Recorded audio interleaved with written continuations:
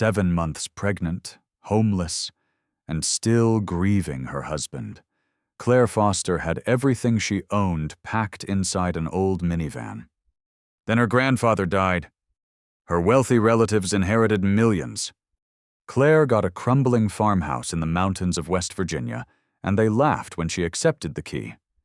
But Claire didn't need luxury. She needed a home for her unborn baby. And beneath the rotting floors of that abandoned farmhouse was something no one knew existed. Something worth more than $12 million. Stay with me, because what Claire found beneath that farmhouse didn't just change her life. It revealed why her grandfather had chosen her all along.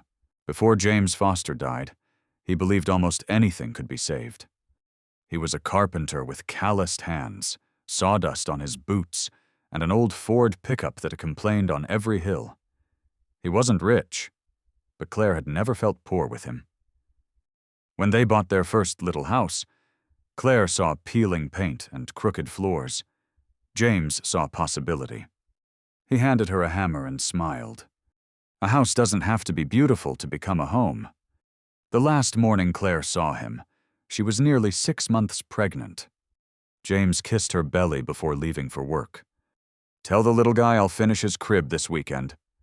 He never came home. A construction accident took James that afternoon. And grief wasn't the only thing Claire inherited. The mortgage kept coming. So did groceries, utilities, and every ordinary expense that didn't care she'd just lost her husband. Without James's income, their savings disappeared. Claire sold the truck, then the furniture. Eventually, the bank took the house.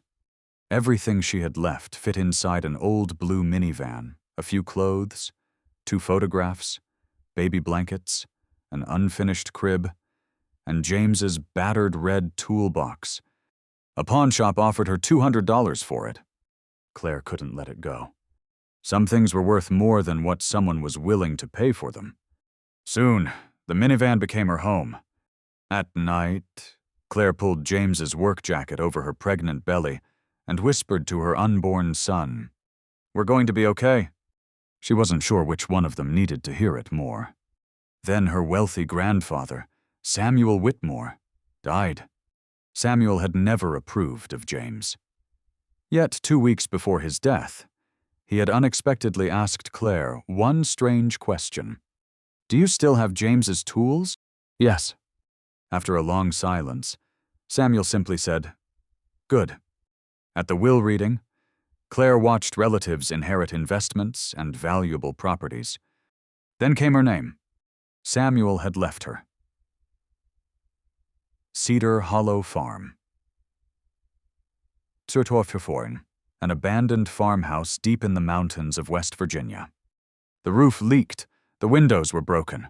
There was no working heat. A relative smiled. "Looks like Grandpa left you another problem you can't afford to fix." Claire looked at the brass key on the table. Her baby was due in 10 weeks. She thought about the unfinished crib in her van, and James's words. A house doesn't have to be beautiful to become a home. "I'll take it," she said. 3 days later, Claire drove toward Cedar Hollow with James's toolbox behind her and Samuel's key in the cup holder.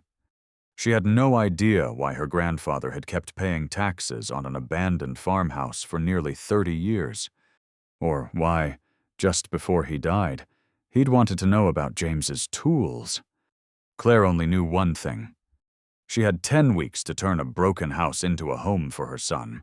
Claire reached Cedar Hollow just before sunset. The last 5 miles were little more than a narrow gravel road winding through the West Virginia mountains. Bare trees crowded both sides, and patches of early snow clung to the ground. When the farmhouse finally appeared, Claire slowed the minivan. For a moment, she said nothing. The photographs hadn't done it justice. It was worse. The 2-story house leaned slightly toward the valley. Paint peeled from the siding in long gray strips. One upstairs window was cracked, and part of the porch had collapsed beneath years of rain and snow. Claire rested both hands on the steering wheel. "You've got to be kidding me. Her baby kicked?" Claire looked down. "Yeah, I know. She almost laughed. Almost. Then she remembered there was nowhere else to go. That first night, Claire slept in the minivan beside the house. By morning, frost covered the windshield. She woke shivering beneath James's old work jacket and realized something simple. If she wanted her son to have a home, nobody was coming to build it for her. So she opened the back of the van and pulled out James's red toolbox. The first thing Claire did was choose one upstairs bedroom. Not the largest, just the driest.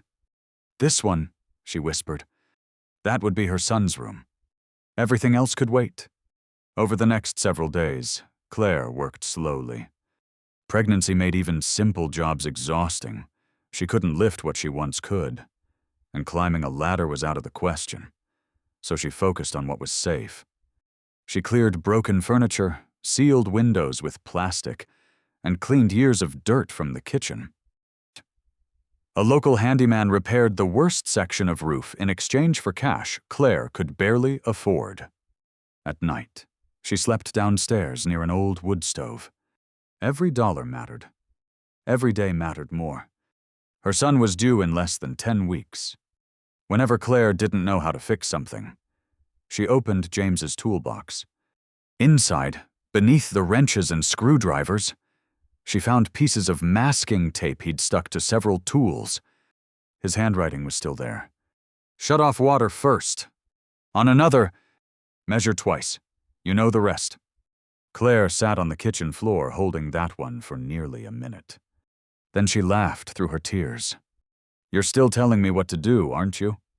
For the first time since James died, remembering him didn't only hurt. It helped. And slowly, Cedar Hollow began to change. Not much, but enough. One window stopped rattling. The wood stove finally held a fire through the night. The upstairs bedroom stopped smelling like mildew. Claire even unpacked the unfinished crib. She laid the wooden pieces across the floor, but couldn't bring herself to assemble them yet. That was your dad's job, she whispered to her son. Then one afternoon, while searching for the farmhouse's main water shutoff, Claire noticed something strange.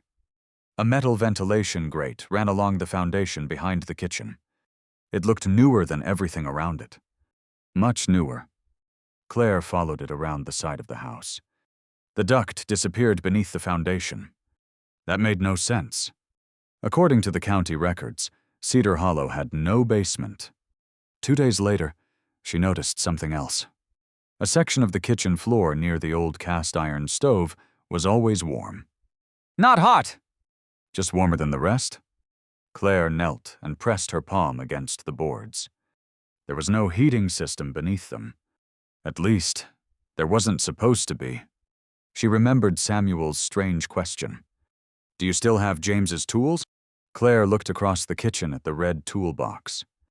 For the first time, she wondered whether Samuel had known she would need them here. That night, freezing rain struck the roof. Just after midnight, Claire woke to a sharp cracking sound. Then came the hiss of running water. She rushed into the kitchen. A pipe had burst beneath the floor. Water was spreading fast. No, no, no, no. If she couldn't stop it, the one place she had left might be ruined before morning. Claire grabbed James's toolbox and dropped to her knees. She found the shutoff, stopped the water, then began lifting the damaged boards to reach the broken pipe. One board came loose, then another. On the third, her pry bar slipped through the rotten wood and struck something underneath. Clang! Claire froze. She tapped again. Clang! Not dirt, not stone. Metal!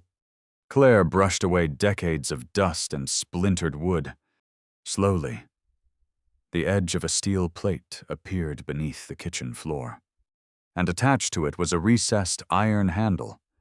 Claire stared at it. Outside, freezing rain hammered the windows. Inside, with one hand resting protectively over her unborn child, Claire reached for the handle. Whatever Samuel Whitmore had hidden beneath Cedar Hollow, she had just found the door, Claire wrapped both hands around the iron handle and pulled. Nothing happened. She tried again, harder this time. The steel plate groaned, then slowly lifted from the floor. Cold air rose from the darkness beneath it. Claire aimed her flashlight down. A narrow concrete staircase disappeared below the farmhouse. She stared at it. According to every document she'd been given, Cedar Hollow had no basement. For a moment, Claire considered closing the hatch and calling someone. She was 7 months pregnant, alone in the mountains, in the middle of a freezing storm. Going underground was probably the worst idea she'd had all week. Then she noticed something. A light. Faint, but unmistakable. Somewhere below, a small green indicator was glowing. There was still power down there. Claire's heart began beating faster. She took James's flashlight in one hand and rested the other against the wall as she descended carefully. At the bottom was a short, concrete hallway. The air smelled dry and strangely clean. And at the end stood a heavy steel door. Not an old cellar door. A security door. Beside it was a keypad. Claire whispered, "Grandpa? What were you doing down here?" She tried the brass key Samuel had left her. It didn't fit anywhere. Then, while turning it beneath the flashlight, Claire noticed tiny numbers engraved along one edge. 6 digits. She stared at them. "No way!" Claire entered the numbers. A red light blinked. For one terrible second, nothing happened. Then, beep. The light turned green. Locks released inside the door with a series of heavy metallic clicks. Claire stepped back. The door slowly opened. She expected old furniture. Maybe family records. Perhaps tools or supplies Samuel had stored decades ago. Instead, her flashlight landed on rows of sealed containers. Metal shelves stretched across the room. A ventilation system hummed quietly overhead. Claire stepped inside. The first container was heavier than she expected. She opened it. Inside were rectangular bars wrapped in protective material. Claire pulled one free and turned it beneath the light. Stamped across the surface were words she had only seen in photographs. "Fine gold!" Her breath caught. No. She opened another container. More bars. Another held silver. Then she saw locked cases filled with bundled currency. Claire backed away as if she'd touched something dangerous. 3 nights earlier, she had counted the money in her wallet before buying groceries. She had put back a carton of orange juice because she wasn't sure she could afford both that and prenatal vitamins. Now she was standing in a hidden room filled with more wealth than she could understand. Her first thought wasn't excitement. It was fear. Was this legal? Did it belong to Samuel? Did anyone else know? Claire suddenly felt very aware that she was alone. She closed the container and reached for her phone. "No signal." "Of course," she whispered. Then her flashlight caught something on a small desk at the far end of the room. An envelope. Unlike everything else, it wasn't covered in dust. Claire walked toward it. Her name was written across the front in Samuel's handwriting. Claire. Her knees weakened. She sat in the chair and opened it carefully. Inside was a single sheet of paper. The first line read, "If you're reading this, then you kept James's tools." Claire stopped breathing for a moment. Suddenly, Samuel's final phone call made sense. "Do you still have James's tools?" Her eyes returned to the letter. "And if you found this room, then you did exactly what I hoped you would do. You tried to save something everyone else believed wasn't worth saving." Claire covered her mouth. She looked around at the gold, the silver, the cash, then back at Samuel's words. But the letter wasn't finished. Near the bottom, one sentence had been underlined twice. "Before you decide what any of this means, call the number on the back of this page. Ask for Mr. Bennett. Tell him Cedar Hollow is open." Claire turned the paper over. There was a phone number, and beneath it One final handwritten line. "The money is only part of what I left you." Claire sat completely still. Above her, freezing rain beat against the farmhouse. Beside her were millions of dollars hidden beneath a house everyone had laughed at. But for the first time since opening the steel door, Claire wasn't thinking about the gold. She was thinking about Samuel, about James, and about one question she suddenly needed answered more than anything else. Why had her grandfather chosen her? Claire waited until morning to make the call. She barely slept. The gold was still beneath the kitchen floor, but somehow it no longer felt like treasure. It felt like a question Samuel had left behind. At 8:03, Claire dialed the number. A man answered on the third ring. "Bennett." Claire swallowed. "My name is Claire Foster. Samuel Whitmore told me to call you." Silence. Then the man's voice changed. "Where are you?" "Cedar Hollow." Another pause. "Is the room open?" Claire looked toward the kitchen. "Yes." "Mr. Bennett arrived that afternoon?" He was in his late 60s, gray-haired, wearing an old wool coat and carrying a leather briefcase that looked nearly as old as he was. He introduced himself as Thomas Bennett, Samuel's private attorney for more than 25 years. "Downstairs." Thomas examined the room without surprise. "You knew about this?" Claire asked. "I knew it existed," he said. "Samuel never told me exactly what was inside." Thomas opened his briefcase and removed a sealed folder. "Your grandfather instructed me to give you this only if you found the room yourself." Claire stared at him. "Why?" Thomas gave her a tired smile. "Because Samuel Whitmore was never very good at saying what he felt while he was alive." Inside the folder were ownership records, tax documents, and inventories showing that everything in the vault had belonged legally to Samuel and had passed to Claire with Cedar Hollow. The estimated value was just over $12 million. Claire read the number twice. It didn't feel real. 3 days earlier, she'd worried about affording groceries. Now she was a millionaire. But Thomas pushed another envelope toward her. "This is the part he wanted you to understand." Claire recognized Samuel's handwriting. The letter was longer this time. Samuel wrote about James. He admitted he'd judged him unfairly. For years, Samuel had mistaken money for ambition and status for character. James owned little. Samuel wrote, but he repaired what was broken, kept his word, and loved Claire without asking what her family could do for him. Then came the line that made Claire's eyes fill with tears. "I spent my life building things people could put a price on. James built the one thing I never learned how to build, a home people wanted to return to." Claire lowered the letter. Thomas quietly looked away. Samuel explained that Cedar Hollow had once belonged to him when he was young and nearly broke. Long before the commercial buildings and investment accounts, he'd repaired that farmhouse himself. It was where he'd learned the lesson wealth later made him forget. Something neglected wasn't necessarily worthless. The relatives who received Samuel's more impressive properties had spent years asking about their value. Claire had never asked. She called when Samuel was sick. She remembered his birthday. She kept calling even when he stopped answering. And when James died, Samuel learned that Claire was struggling. He had wanted to help. Pride stopped him from calling. Then illness took away the time he thought he still had. The final paragraph shook in Claire's hands. "Claire, this money cannot give you James back. If it could, I would trade every dollar in this room to do it.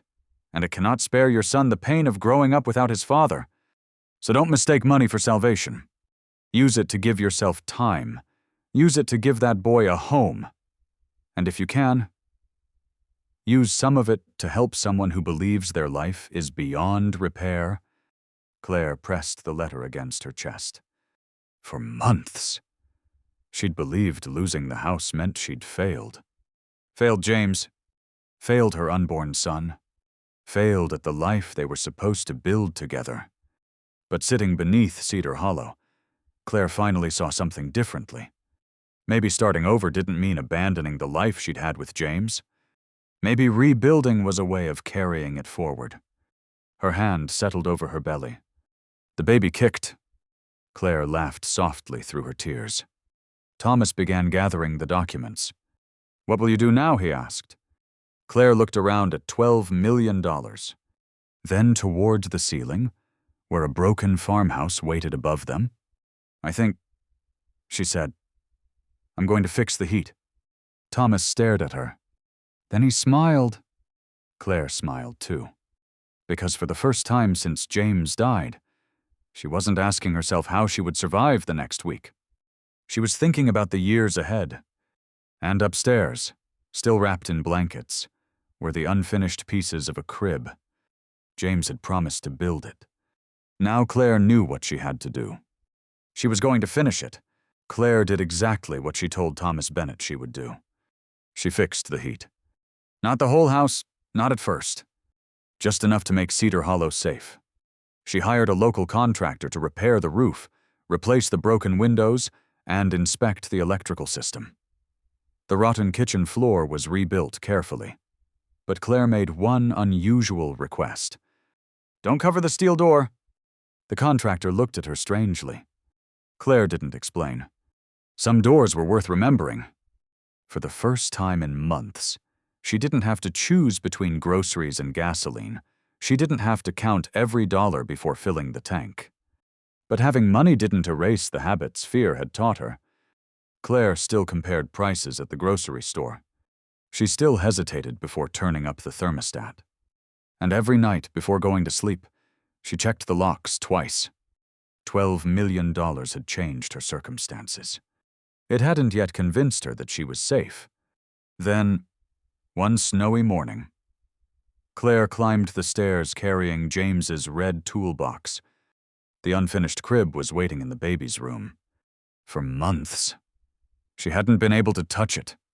Now she sat on the floor and spread the pieces around her.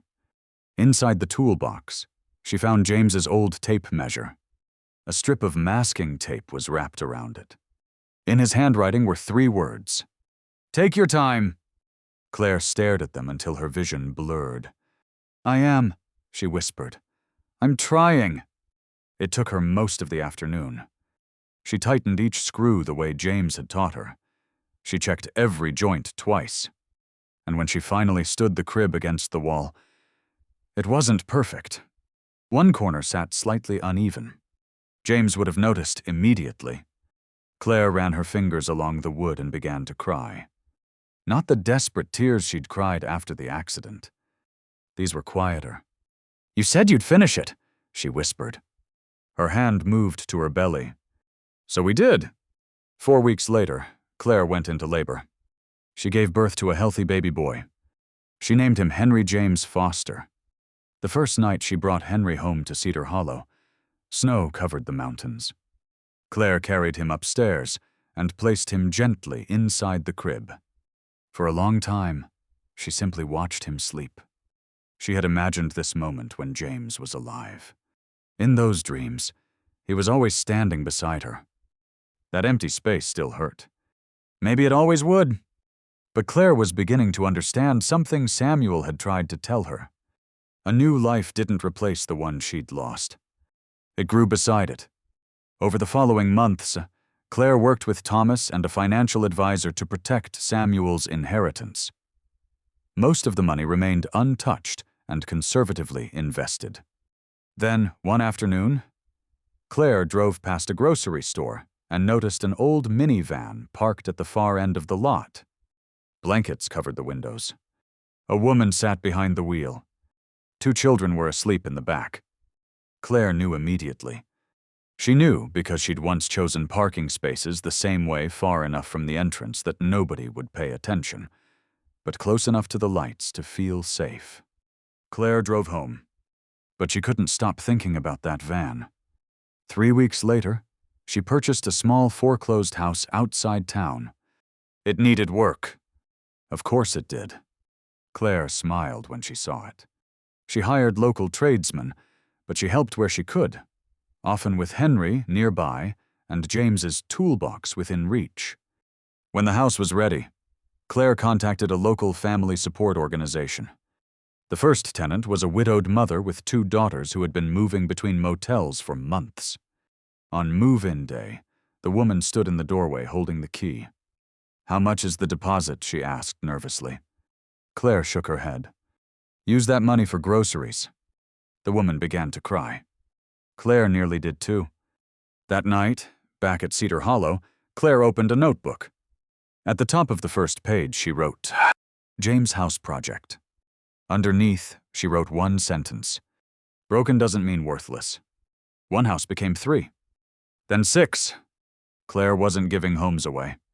She was building something sustainable, affordable rentals for widows, single parents, and families who needed time to stand up again. Exactly what she had once needed. Samuel had left Claire enough money to change her life. But James had left her the reason to change someone else's. And without realizing it yet, Claire Foster was beginning to build something far more valuable than the fortune beneath Cedar Hollow.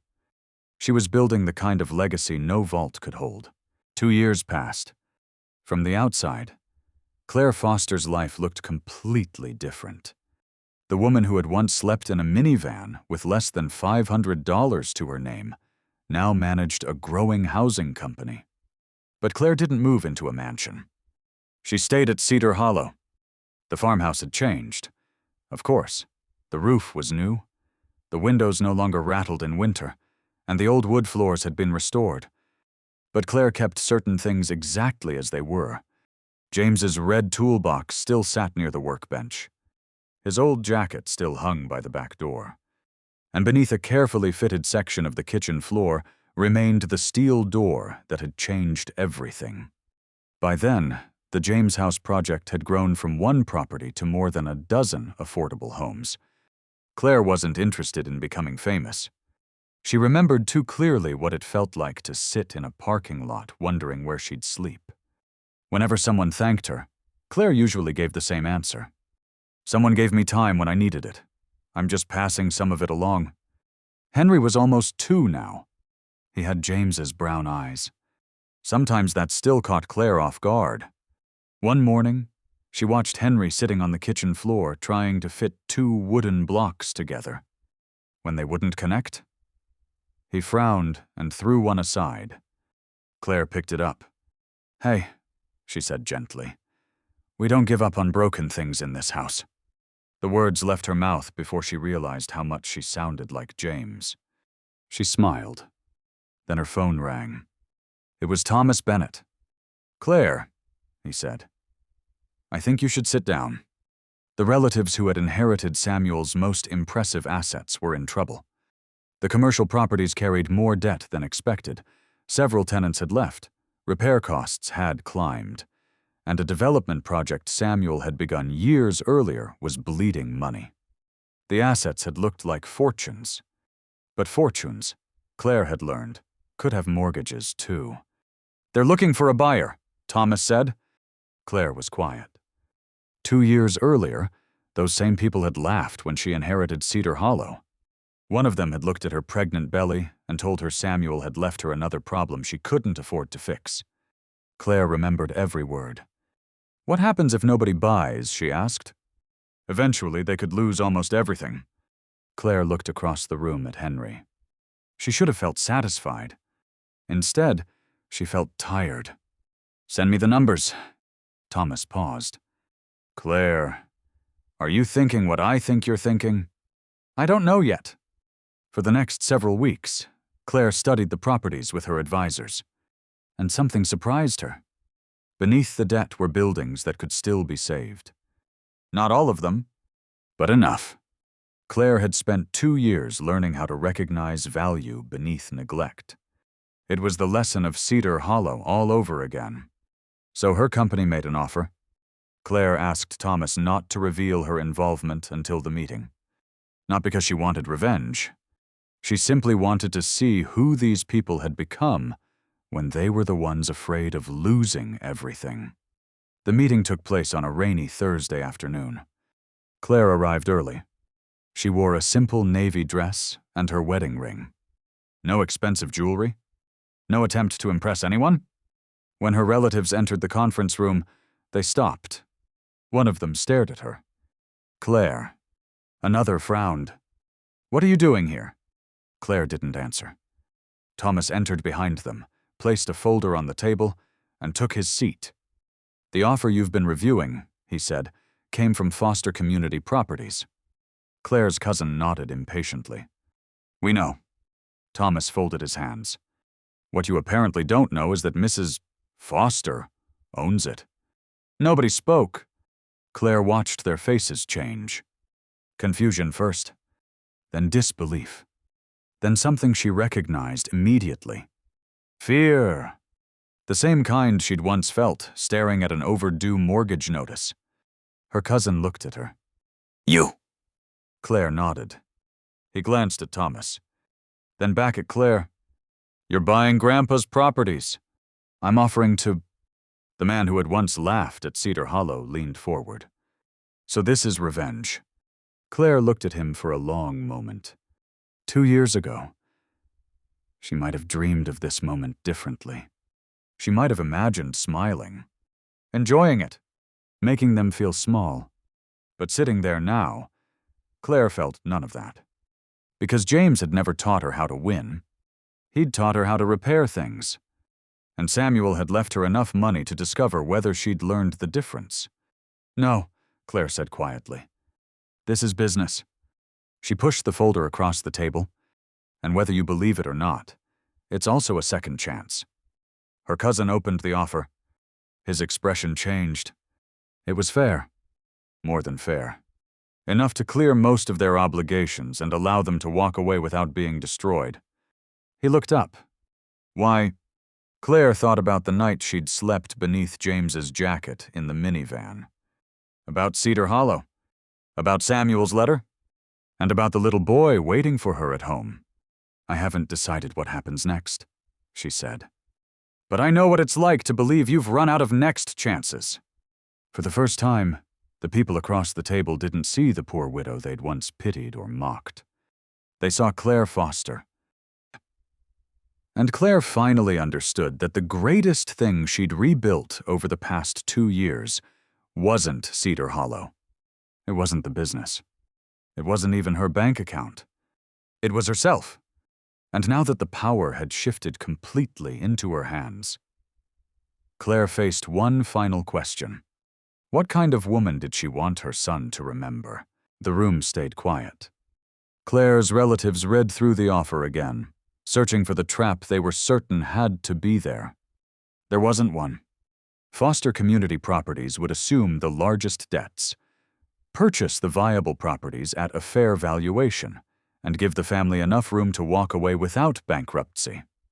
They would lose control, but they wouldn't lose everything. Finally, the cousin who had laughed at Claire 2 years earlier closed the folder. "I don't understand." Claire waited. He looked at her. "When you had nowhere to live, we didn't help you." His voice was quieter now. "We knew James was gone. We knew you were pregnant." Claire felt something tighten in her chest. Then he said the words she'd remembered for 2 years. "I told you your pregnancy wasn't our responsibility." Claire looked down at her wedding ring. "Yes," she said, "you did. So why are you doing this?" There it was. The question. For 2 years, Claire had imagined what she might say if this moment ever came. She'd imagined reminding them of every insult, every laugh, every phone call they hadn't returned. But now that the moment was real, none of those speeches mattered. Claire looked through the conference room window. Thomas was standing outside with Henry. The little boy had his face pressed against the glass, waving at her with both hands. Claire smiled. Then she turned back to the table. "Because one day my son is going to ask me about his father." Nobody moved. "I'll tell him James was a carpenter. I'll tell him he worked too hard and drove a truck that sounded like it was falling apart." A small smile crossed her face. "I'll tell him his father believed broken things deserved another chance." Claire's voice softened. "And someday Henry may ask me what happened after his father died, what grief did to me, what money did to me." She looked directly at her cousin. "I want to be proud of the answer." No one spoke. Claire pushed the contract gently toward him. This isn't forgiveness for what happened. Her cousin looked surprised. Claire continued. Forgiveness doesn't mean pretending something didn't hurt. And helping you doesn't mean I'm giving you permission to hurt me again. That distinction mattered to her. She had learned that kindness without boundaries wasn't kindness. Sometimes it was simply another way of abandoning yourself. You'll no longer control these properties, Claire said. The debts will be settled according to the agreement, and what remains will be yours to rebuild with. Her cousin stared at the papers. A second chance. Claire nodded. That's all Cedar Hollow was for me. He looked away. For the first time since Claire had known him, he seemed older. Not defeated. Just human. One by one, they signed. When it was over, Claire stepped into the hallway. Henry ran toward her. Mommy? Claire bent down and lifted him carefully. Thomas smiled. How did it go? They signed. And how does victory feel? Claire looked back through the glass. 2 years earlier, she might have thought victory would feel like watching those people lose everything. It didn't. It felt strangely quiet. I don't think that was victory, she said. Thomas raised an eyebrow. Claire kissed Henry's forehead. That evening, Claire drove back to Cedar Hollow. The sun was disappearing behind the West Virginia mountains when she pulled into the driveway. Henry had fallen asleep in his car seat. Claire carried him upstairs. The crib James had never lived long enough to finish was still there. Henry was nearly too big for it now. Claire lowered him onto the mattress and pulled the blanket over him. For a moment, she imagined James standing in the doorway. Not as he'd looked in the hospital, not as he'd looked in the photographs after she lost him, but as he'd been on ordinary Saturday mornings. Sawdust in his hair, coffee in his hand. That crooked smile. Claire touched the edge of the crib. You were right, she whispered. The house was quiet. But somehow, she didn't feel alone. Later, she went downstairs and stood in the kitchen. Beneath her feet was the vault containing what remained of Samuel's fortune. Millions of dollars. Once, that knowledge would have frightened her. Now it barely crossed her mind. Her eyes went instead to James's battered red toolbox sitting near the back door. Samuel had left her wealth. James had left her tools. And life had forced Claire to decide what she would build with both. She walked onto the porch. Cedar Hollow wasn't perfect. One porch board still squeaked. The old barn needed work. There would always be something to repair. Claire smiled at that. James would have liked it. For so long, she'd believed rebuilding her life meant leaving grief behind. Now she understood. You don't always leave grief behind. Sometimes you make room for it. You carry the people you lost into the things you build next. And sometimes the greatest victory isn't proving wrong the people who once laughed at you. It's reaching the moment when you finally have the power to hurt them back, and choosing not to become the person who hurt you. Claire looked through the upstairs window, where a small light glowed beside Henry's bed. Then she looked across the farmhouse James would never see. A house doesn't have to be beautiful to become a home, she whispered. This time, Claire finally understood every word. Years later, Cedar Hollow still wasn't perfect. One board on the front porch squeaked when you stepped on it. The old barn still needed paint. And beside the back door sat a battered red toolbox Claire could never bring herself to replace. James's toolbox? Henry was older now. Sometimes Claire would watch him carry one of his father's tools across the yard, both hands wrapped around something too heavy for him, determined to help his mother fix whatever needed fixing. And in those moments, Claire could almost hear James laughing. Samuel had left her more than $12 million. That money gave Claire security. It gave Henry opportunities, and it allowed her to offer struggling families the second chance she once desperately needed herself. But it couldn't give Henry his father back. It couldn't fill James's empty chair at the dinner table. And it couldn't give Claire one more ordinary morning with the man she'd loved. That was the lesson she carried with her. Money can change your circumstances. It cannot replace what matters most. Claire had once believed losing her home meant her life was broken beyond repair. But James had taught her differently. Broken doesn't mean worthless. Not for an old farmhouse. Not for a struggling family. And not for a grieving heart. Some losses never completely leave us. We simply learn to carry them differently. And perhaps growing older teaches us that rebuilding doesn't mean forgetting what came before. Sometimes rebuilding is how we honor it. One evening, Claire stood on the porch as the sun disappeared behind the West Virginia mountains. Through the window, she could see Henry inside. James's toolbox rested near the door, and beneath her feet stood the farmhouse everyone once thought was worthless. Claire smiled as she remembered the words James had spoken so many years before. A house doesn't have to be beautiful to become a home. At last, she understood. Samuel had left her a fortune. James had left her something greater. He had taught her what was worth building. Because in the end, Claire didn't inherit a home. She inherited the chance to build one. If Claire's story touched your heart, subscribe and share it with someone who needs hope today. And remember, broken doesn't mean worthless. Sometimes it just means it's time to rebuild.